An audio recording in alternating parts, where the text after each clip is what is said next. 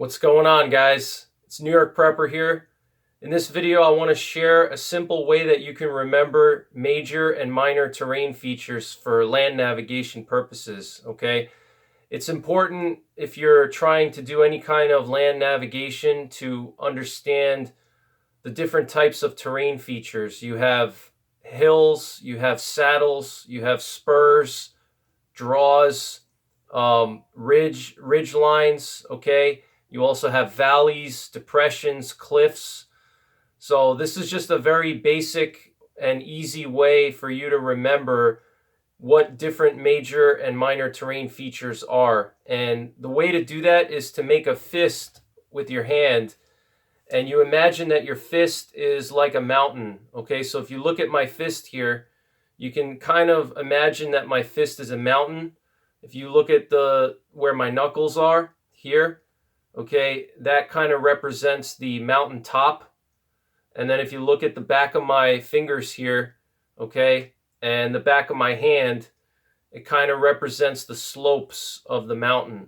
Okay, so imagine that your fist is a mountain, and you're going to use your fist and the different characteristics of your fist to remember the terms for different terrain features. Okay, so if you're out in the wilderness and you need to, for whatever reason, describe a terrain feature to someone else, let's say it's SHTF and you're trying to communicate some kind of rendezvous instructions to somebody, and you want to tell them that you're at a draw on some type of a mountain, and you want to tell them exactly where you are.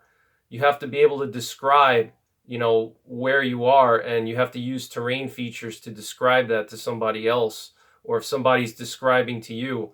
All right, so your fist is a mountain. Now the top of your fist here, your knuckles, okay, represent the ridge, okay.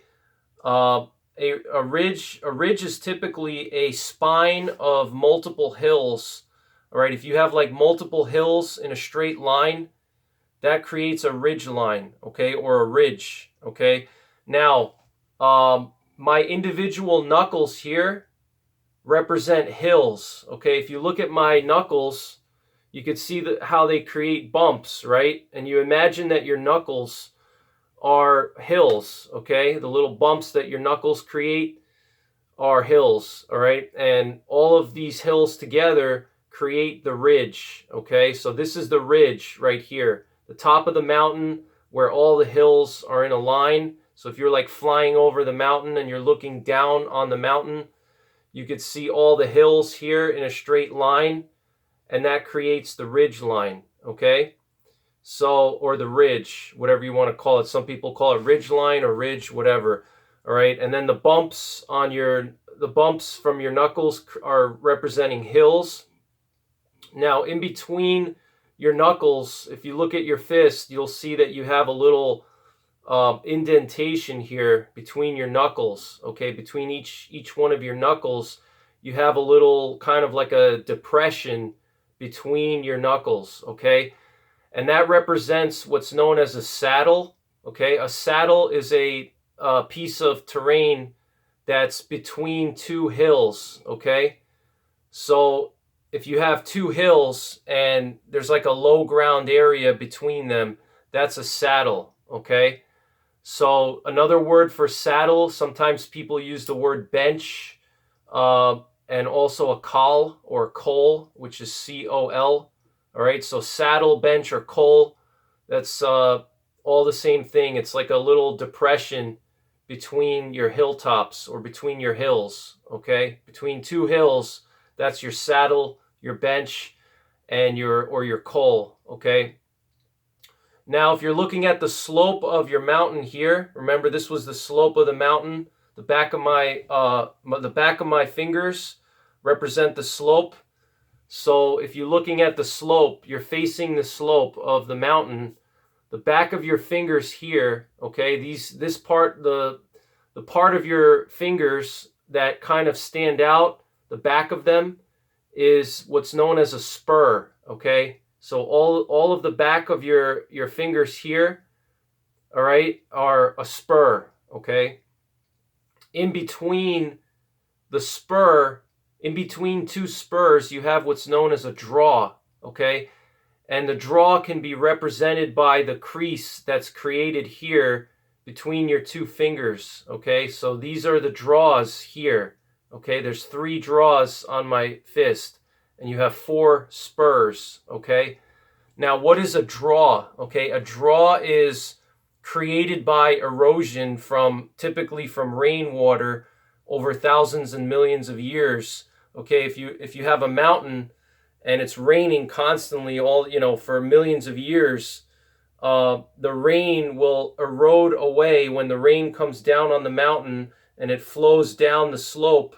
Okay, it's going to find a path of least resistance over time, and it's going to cut away those draws into the side of the mountain, into the slope, okay? And that's going to create your draw, okay? It's almost like a valley in a sense. It's kind of like a valley because you have 2 areas of high ground, the spurs, and in between those 2 areas of high ground, you have a low ground area, or it's kind of like a valley in a sense. It's a valley on the side of a mountain or on the slope of a mountain, okay? And that's the draw, okay? That's what you call a draw.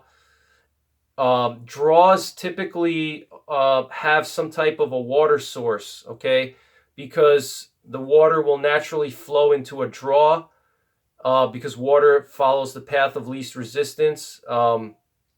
So it'll go into the draw, and draws will typically have either a seasonal river or a seasonal stream. If it doesn't have a seasonal stream or seasonal river, it'll typically have some type of a spring or some type of wet ground. So if you need to find water, for instance, a draw is a good place to go to find water, okay? Draws will also typically have waterfalls as well, all right? So continuing with the fist, we've pretty much covered most of everything we needed. We have the slopes of the mountain, okay, which are represented by the back of your fingers and the back of your hand. The top of your fist here, your knuckles create the mountain top, and the individual knuckles create the hills on the mountaintop. And then the line that's created by all the hills together, the spine, is called a ridge, okay? When you line up all those hills together, that's a ridge. In between the hills, the little depression between the hills is known as a saddle, a bench, or a col. And then if you look at the slope, if you're facing the slope of the mountain and you see areas of the mountain that are kind of sticking out, okay, that's called a spur, and the spur is represented by the back of your fingers here, okay? In between the spurs, you have the draw, which is where the rainwater has eroded a kind of like a cutout area, almost like a valley, okay? And that's what's known as a draw. That's where you have water, streams, rivers, okay? That's the draw. And now finally you have the cliff, okay? The cliff is right here, the sides of my fist here. This is the cliff right here. So if you're standing on the top of this hill, on my index finger, my knuckle here, on my index finger, this is, let's say, a hilltop. And if you were to, look down, this is your hill, or I'm sorry, this is your cliff, okay? Now, that pretty much covers most of the major and minor terrain features. But you can also use your hand to understand the difference between a valley and a depression, okay? A valley is typically flat ground, so if you hold your palm open like this, that's a valley, okay? And if you have 2 mountains together, you take your 2 fists, you have 2 mountains, and in between the mountains, if you have like a flat ground in between the mountains, like the palm of your hand like this, all right? If you open the palm of your hand, that represents a valley, okay? If you cup your hand like this, okay, you cup your hand, that represents a depression, all right? And a depression is just a low ground area, okay? So that's pretty much it for this video, guys. I hope this helped you out, and next time you use a topographical map or you're out in the wilderness, I highly recommend that you look at the natural terrain features and you try to identify them, and practice identifying terrain features. So, go to your local mountain area, wherever you have mountains near you or hills, and try to go out there and identify terrain features, whether it's a draw or a spur or a ridge line, or hills or saddles, okay, or cliffs or depressions, valleys. Go out there and practice identifying them. So this way, when it comes to SHTF or a survival situation, you understand how to identify terrain features and you can easily communicate them to other people. And you can also understand what someone else is telling you. Okay, so if somebody's telling you that they're located on the spur of, some type of mountain, and you don't know what a spur is, using your fist will help you remember what the spur is. Okay, and same thing if you're reading directions or if you're using a map. It's very important to be able to understand the different types of terrain features. So that's pretty much it, guys. I hope you enjoyed the video. If you want to support the channel, you can get yourself some NYPrepper t-shirts here. Okay, you can get yourself a 3Ps shirt on my Teespring website, and there's a link in the description box down below. And the 3Ps are prepare, practice, persevere.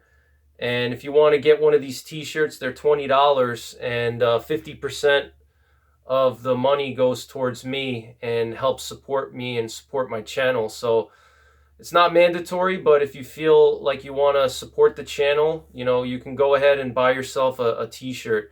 And the turnaround time is typically about 2 to 3 weeks because they're made to order from Teespring. So I don't actually have them in stock. They're made to order for your order. So they have to print the shirt. It's not like I can just go and ship them out the next day. So, but that's pretty much it. Thanks for watching. Take care. God bless. And don't forget the 3 Ps: prepare, practice, and persevere.